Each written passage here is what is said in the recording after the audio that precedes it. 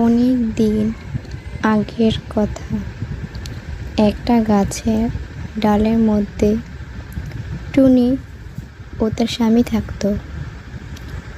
টুনি অনেক দিন হয়ে গেল, তার কোনো সন্তান ছিল না। বেশ কিছুদিন পরে টুনি একটা ডিম পাড়ে। দেখো টনি, তুমি অনেক দিন পরে একটা ডিম দিয়েছো। তো সেই ডিম থেকে আমি চাই আমার একটা ছেলে হবে, আমার মেয়ে সন্তান চাই না। তুমি জানো যে আমি মেয়ে সন্তান পছন্দ করি না, আমার ছেলে চাই। তুমি আমাকে একজন ছেলে দিবে। অনেকদিন পর তুমি ডিম দিয়েছো। এসব তুমি কি বলছো টুনা? ছেলে হোক আর মেয়ে, ও তো আমাদেরই সন্তান হবে। তার মধ্যে তুমি পার্থক্য কেন করছো? ছেলে মেয়ে তারা তো আমাদেরই সন্তান।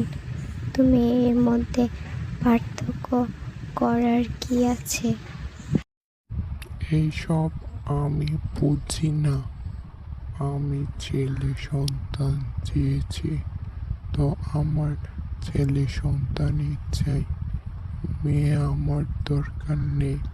তোমাকে যা বলেছি তাই, আমার ছেলে সন্তানই লাগবে, বুঝেছ? বেশ কিছুদিন পর টুনি দেখলো যে তার ডিম ফুটে তার একটা মেয়ে সন্তান হয়েছে। একই দেখছি আমি, আমার তো একটা মেয়ে সন্তান হয়েছে। এখন টুনাকে কি বলবো আমি? তাকে কি জবাব দিব? দেখো টুনা, আমাদের কি সুন্দর ফুটফুটে একটা মেয়ে হয়েছে। কিছুক্ষণ আগে সে ডিম ফুটে বেরিয়ে এসেছে। কিন্তু টুনি, আমি তো চেয়েছিলাম যে আমাদের একটা ছেলে সন্তান হোক। এবং টুনা টুনির সাথে আর কথা না বাড়িয়ে সিদ্ধান্ত নিল যে তার মেয়ে ছানাটাকে সে দূরে কোনো জঙ্গলে নিয়ে রেখে আসবে এবং সেই দিন রাতে সে তার ছোট্ট ছানাটাকে নিয়ে দূরে এক জঙ্গলে নিয়ে রেখে আসে। টুনা, আমাদের ছোট্ট ছানাকে তুমি কোথাও দেখেছো? আমি সেই সকাল থেকে কোথাও কোথাও খুঁজতেছি, কিন্তু কোথাও আমি পাচ্ছি না। তুমি কি আমাদের ছোট ছানা কোথায় গিয়েছে দেখেছো? আমি তো তোমাকে কবেই বলেছি যে আমার মেয়ে চাই না, ছেলে চাই।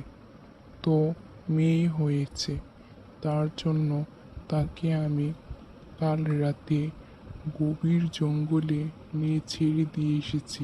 তাকে আর আমি দেখতে চাই না। তুমি এসব কি বলছো? তার নামে ও তো আমাদের সন্তান ছিল, তুমি তাকে কেন ফেলে চলে এসেছো?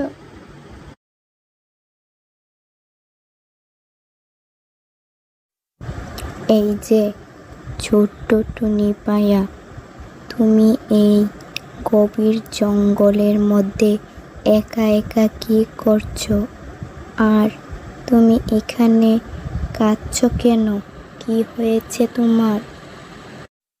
আমি এই গভীর জঙ্গলের মধ্যে হারিয়ে গেছি, আর আমি আমার বাবা মাকে খুঁজছি, কিন্তু তাদেরকে কোথাও পাচ্ছি না। তুমি কি জানো আমার বাবা মা কোথায়?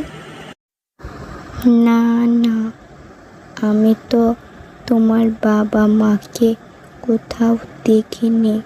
তুমি একটা কাজ করো, তুমি এই জঙ্গলটা ঘুরে দেখো, ঠিক তোমার বাবা মাকে পেয়ে যাবে।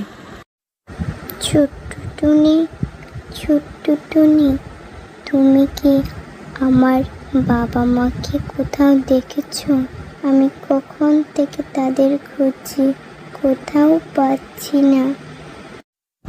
এমন ভাবে টুনি সবাইকে জিজ্ঞেস করা শুরু করলো।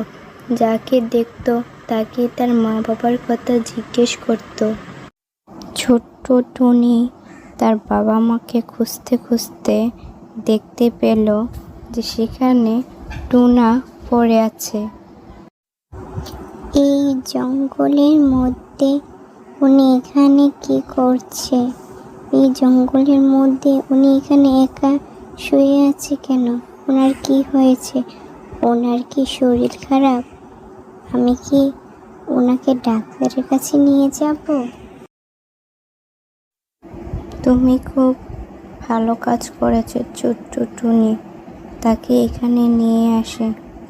তার কিছু হয়নি, শুধু ক্লান্ত হয়ে মাথা ঘুরিয়ে পড়ে গিয়েছিল। ডাক্তার, আপনি কি আমার বাবা মাকে দেখেছেন? আমি কখন থেকে আমার বাবা মাকে খুঁজছি, কিন্তু কোথাও পাচ্ছি না। আপনি কি তাদেরকে দেখেছেন কোথাও? দেখলে আমাকে জানাবেন। আমি তো তোমার বাবা মাকে কোথাও দেখিনি, আর উনি সুস্থ হয়ে গিয়েছে। কিছুক্ষণ পর তুমি ওনাকে তার বাড়ি নিয়ে যেতে পারো। টুনি, তুমি কোথায় গেলে? শীঘ্রই এখানে এসো, এসে দেখে যাও আমি কাকে নিয়ে এসেছি। দেখো, আমাদের ছোট্ট মেয়েকে আবার আমি বাড়ি ফিরে নিয়ে এসেছি। আর তুমি তুমি আমাকে ক্ষমা করে দিও। আমি অনেক বড় ভুল করে ফেলেছি। আমি এমন আর কখনো করব না। এখন থেকে সবাই মিলেমিশে থাকবো, আমরা সবাই। আমার ছোট্ট ছানা, তাকে তুমি নিয়ে এসেছো, তোমাকে অনেক অনেক ধন্যবাদ। হ্যাঁ, এখন থেকে আমরা সবাই একসাথে মিলেমিশে বসবাস করব। আর ওকে আমি আর কোথাও যেতে দিব না, মিলেমিশে থাকবো সবাই।